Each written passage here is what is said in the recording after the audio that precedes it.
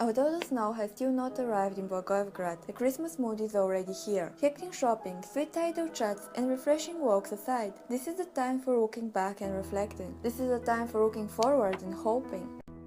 За мен 2013 беше успешна година, много радостна, много динамична. Като цяло мога да кажа, че съм на плюс. Успешно. Надявам се тая година за напред. И дължим доста големи благодарности на моите клиенти за през цялата година. Успешна беше. Ами за 2014 пожелавам да съм най-вече всички мои клиенти да са живи и здрави. Без тях нямаше да има успех през 2013.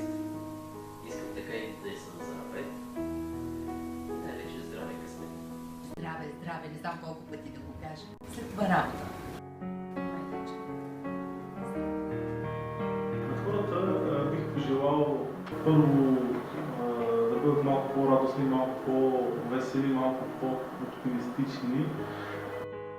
Новата година да бъде изпълнена с успех. Вяра в доброто и съм сигурен, че когато хората вярват в доброто, то доброто ще